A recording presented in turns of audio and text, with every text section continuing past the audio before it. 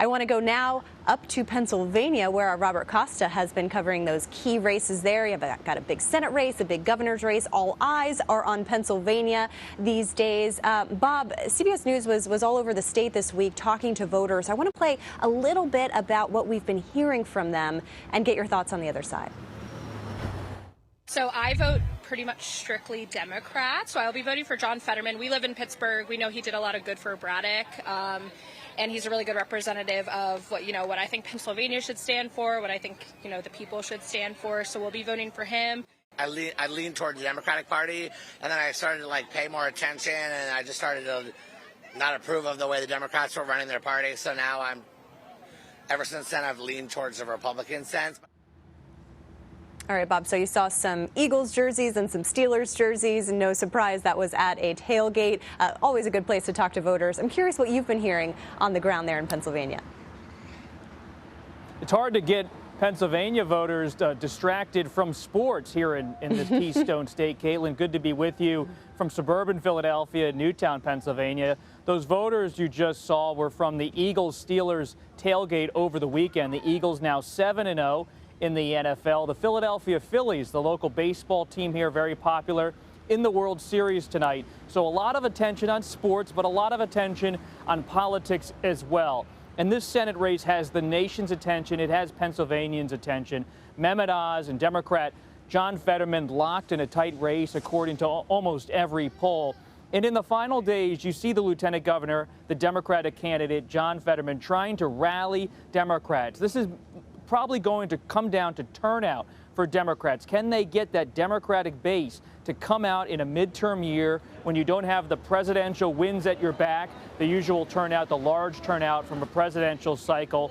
And so in recent weeks, you've seen a lot of people knocking on doors around Pennsylvania on the Democratic side, trying to revive and rouse that Democratic voter. CBS News spoke to two canvassers on the Democratic side in recent days. Let's take a listen.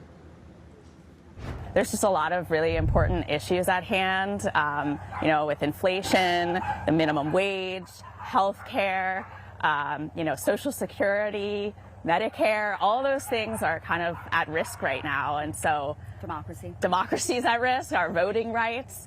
It's just really important to get out the vote. And Pennsylvania is a key state. And in order to get Democrats out to the polls, you see the Lieutenant Governor, John Fetterman, talking about what those canvassers were talking about, the issue of democracy. Today, Fetterman has been calling out Mehmet Oz's campaign for having some people who are associated and allied with the campaign who are participating in the Trump rally on January 6, 2021. Tomorrow, Fetterman will be meeting with a local black leader in Erie County, Pennsylvania.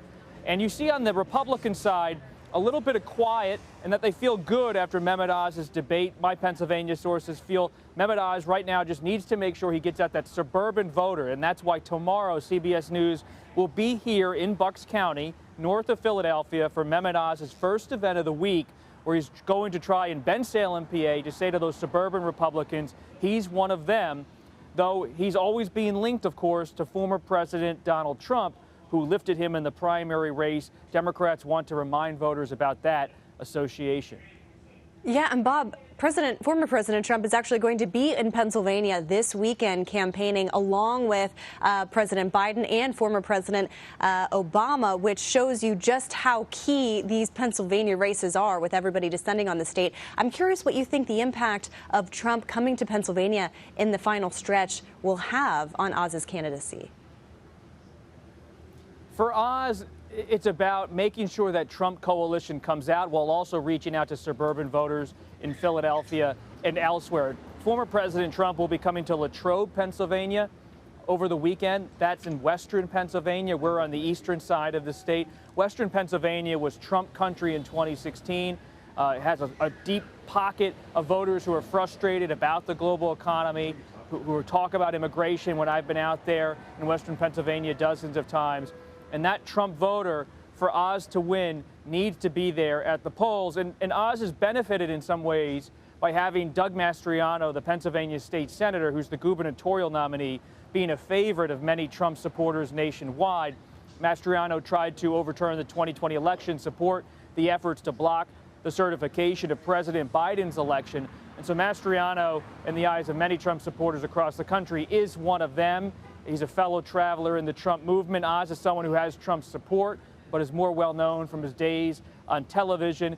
So you see Oz right now trying to bounce off that debate last week and put together the Trump coalition with what I would call the Pat Toomey coalition, the outgoing, retiring Republican senator who has that suburban support and conservative support. Yeah, really interesting. I know you talked to Senator Toomey last week about that. Bob, in Pennsylvania, the Keystone State, of course, key to how the Senate map shapes out. We're excited to have you. Thanks so much, Bob. Appreciate your reporting. Go Phillies. Yeah, go Phillies, indeed.